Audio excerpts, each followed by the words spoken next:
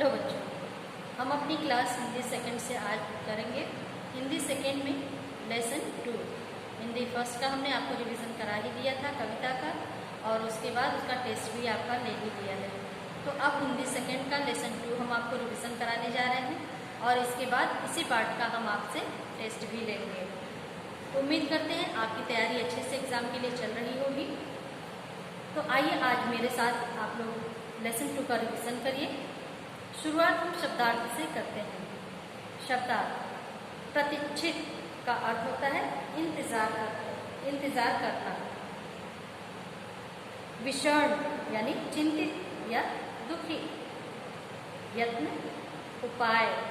प्रमुदित खुश या प्रसन्न। चरणरज पैरों की धूल। स्तब्ध भौचक रह जाना। शीतकाल सर्दी का मौसम। कणिका छोटा कण। मोद प्रसन्नता। विलीन हो जाना। गदगद प्रसन्नता से। प्रफुल्लित खिला हुआ। कुंजों बगीचों। तुषार कण ओस के कण। निहारना देखना। विस्मय आश्चर्य। स्मितपूर्ण मिठास भरी। मनोहर मन को हरने वाला। नयनों आँखों या नेत्र। सुवर्ण सोना। द्रव्य धन। पद्मासन योग की मुद्रा। तो इस तरह से ये हमारे शब्दार्थ हो गए। इसको आप जितनी बार पढ़ेंगे उतने अच्छे से आपको याद भी होगा। अब बारी आती है आज के प्रश्नोत्तर की। तो प्रश्नोत्तर के लिए आप अपनी कॉपी अगर सामने खोल कर रखेंगे तो अच्छे से मेरे साथ उन प्रश्नों के उत्तर दोहरा सकेंगे। तो पहला प्रश्न हमारा है, वन एवं उपवनों के फूल क्यों सूख गए थे? उत्तर है, अधिक ठंड पड़ने से वन एवं उपवनों के फूल सूख गए थे। दूसरा प्रश्न हमारा है, रामदास का मन खुशी से क्यों नाच उठा? उत्तर है, शीतकाल के दिनों में जब सारे वन उपवन सूख गए थे, उस समय सरोवर के मध्य एक कमल को प्रफुल्लित होते देखकर रामदास का मन खुशी से नाच उठा। प्रश्न 3 हमारा है, कमल फूल लेकर रामदास माली कहाँ गया था? उत्तर है, कमल फूल लेकर रामदास माली राजा प्रसेनजित के राजमहल गया था। चौथा प्रश्न हमारा है, रामदास बुद्ध देव को देखकर स्तब्ध क्यों रह गया? उत्तर है, रामदास बुद्ध देव के तेज तथा मुख पर आनंद की प्रभा को देखकर स्तब्ध रह गया। पांचवा प्रश्न है, कहानी के आधार पर रामदास का चरित्र चित्रण करो। तो किसी का चरित्र चित्रण करने का मतलब है उसके बारे में सभी अच्छी या बुरी बातें बताना, उसके हर छोटे बड़े बात को गौर करना। तो हम भी रामदास के चरित्र चित्रण को अपने शब्दों में व्यक्त करते हुए आपको रिवीजन करा रहे हैं। कहानी के आधार पर रामदास का चरित्र चित्रण इस प्रकार है। रामदास एक माली है। शीतकाल के दिनों में अचानक उसे सरोवर के मध्य कमल पुष्प देखकर अत्यंत खुशी होती है। वह उस पुष्प को अपने राजा को समर्पित कर उनसे धन की लालसा रखता है। तभी एक सज्जन पुरुष तथा राजा के बीच पुष्प के दाम को लेकर हुई बहस से वह तंग आकर के उस पुष्प को स्वयं बुद्ध देव को समर्पित कर उनसे धन की कामना करता है। किंतु उनके पास जब वह उनसे धन पाने की चाह में वह उनके पास गया, किंतु उनके विशुद्ध तप व भक्ति के समक्ष उसकी जो धन की कामना थी वह पराजित हो जाती है। ये हमारे प्रश्नोत्तर हो गए। अब इसके बाद बारी आती है किसने किससे किससे कहा। किसने किससे कहा जो वाक्य होते हैं वो कहानी से ही लिए जाते हैं और हमको उस कहानी के आधार पर यह बताना होता है कि कहानी में उस बात को किसने कहा है और किससे कहा है।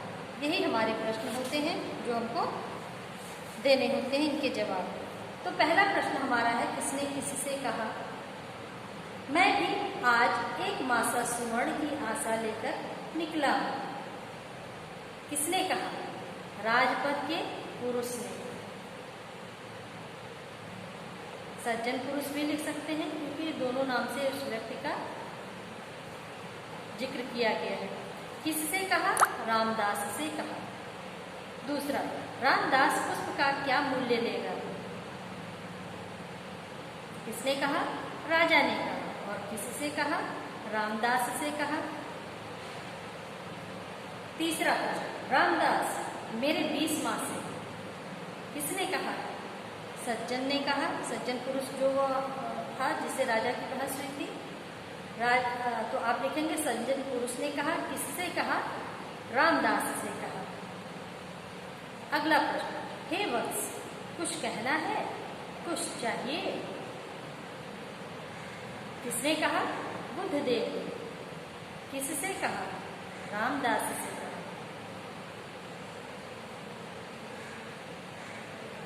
पांचवा प्रश्न, और कुछ भी नहीं, आपकी चरण रज की एकमात्र कणिका। किसने कहा? रामदास ने। और किससे कहा? बुद्धदेव से कहा।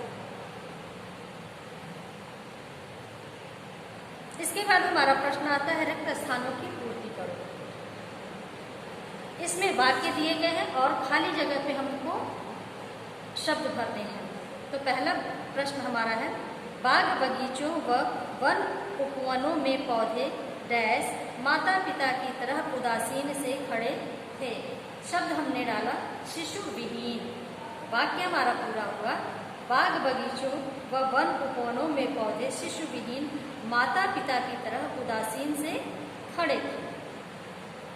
प्रश्न दूसरा हमारा है, राजा प्रसेनजित चलते हुए भगवान डैश के दर्शनों के लिए निकले थे। तो हमने शब्द डाला है बुद्धदेव। वाक्य हमारा पूरा होता है तो हम कहेंगे कि राजा प्रसेनजित चलते हुए भगवान बुद्धदेव के दर्शनों के लिए निकले थे। प्रश्न 3 हमारा है, वट वृक्ष की छाया में पद्मासन लगाकर डैश थे। शब्द हमने खाली जगह में डाला बुद्धदेव विराजित। वाक्य हमारा पूरा होता है तो हम कहेंगे वट वृक्ष की छाया में पद्मासन लगाकर बुद्धदेव विराजित थे।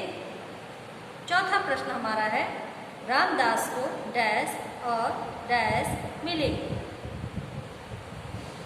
खाली जगह पे हमने डाला पहले वाले में शांति और दूसरे में संतुष्टि। वाक्य हमारा पूरा होता है तो हम पढ़ेंगे रामदास को शांति और संतुष्टि मिले।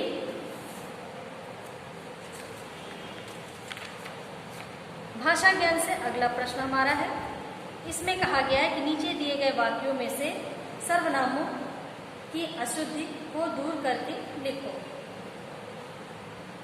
यह सर्वनाम के साथ वाक्य दिए गए हैं लेकिन वाक्य के अनुरूप नहीं है, इसलिए हमको सही सर्वनाम का चयन करना है। तो पहला वाक्य हमको मिला है कि वे काम अवश्य आएगा। वे और आएगा शब्द एक साथ प्रयोग में नहीं आ सकता है, इसलिए वे की जगह हमने वह सर्वनाम का प्रयोग किया है। तो हमारा वाक्य बन गया कि वह काम अवश्य आएगा। दूसरा प्रश्न है, आज आप पुस्तक खरीदेगा।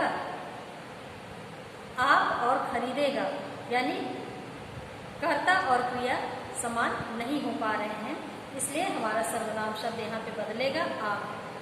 वो बदलकर हमने डाला वह। आज वह पुस्तक खरीदेगा। तीसरा प्रश्न हमारा है, आप कहाँ जा रहा है। आपके साथ है का प्रयोग नहीं किया जा सकता। रहा है वो, रहा है का प्रयोग नहीं हो सकता है। आप का प्रयोग हम अपने से बड़ों के लिए यानी आदर सूचक शब्दों के लिए प्रयोग में लाते हैं। इसलिए रहा है के साथ वह, यहाँ भी वह सर्वनाम का प्रयोग हो सकता है। तो हम कह सकते हैं कि वह कहा जा रहा है। चौथा प्रश्न है, बाहर क्या खड़ा है? बाहर क्या खड़ा है? तो क्या हमने हटा दिया, प्रश्नवाचक यहाँ पे है शब्द, तो उसकी जगह पर हमने प्रयोग किया कौन। बाहर कौन खड़ा है। पांचवा प्रश्न हमारा है, क्या वह काम करने ऑफिस जाएंगे? जाएंगे हमारा आदर सूचक शब्द में आ जाएगा क्रिया में, लेकिन अब इसके साथ वह का प्रयोग तो हो नहीं सकता।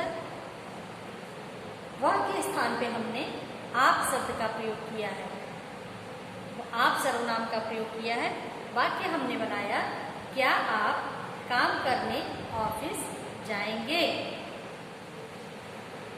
दूसरा प्रश्न हमारा है भाषा ज्ञान का, निम्नलिखित वाक्यों में से निम्नलिखित वाक्यों में से विशेषण तथा विशेष छांटकर लिखो। वाक्य दिया गया है, इसमें विशेषण क्या है और विशेष क्या है हमको ये बताना है। मानव आलसी बच्चा है। अब यहाँ पे मानव आलसी बच्चा है, तो आलसी क्या हो गया, विशेषण हो गया। मानव की विशेषता क्या है कि वो आलसी है, लेकिन आलसी कौन है, मानव है,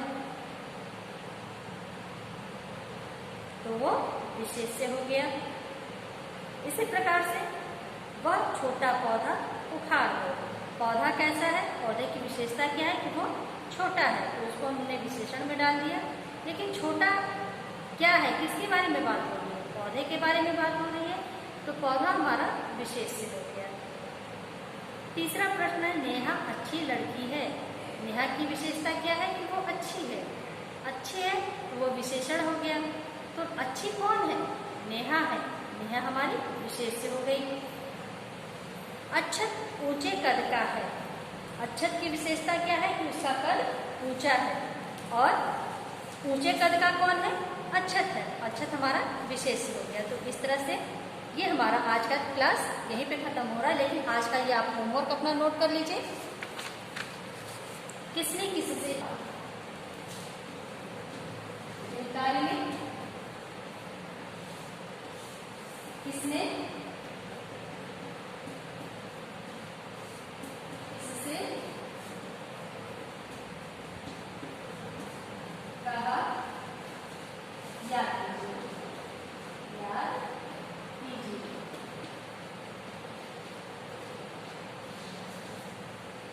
ये आप लोग अपना कंप्लीट करिए। आज की क्लास हम यहीं पे समाप्त करते हैं। और हाँ, इसके बाद इसका हम टेस्ट भी लेंगे, इसमें तैयारी रखिएगा।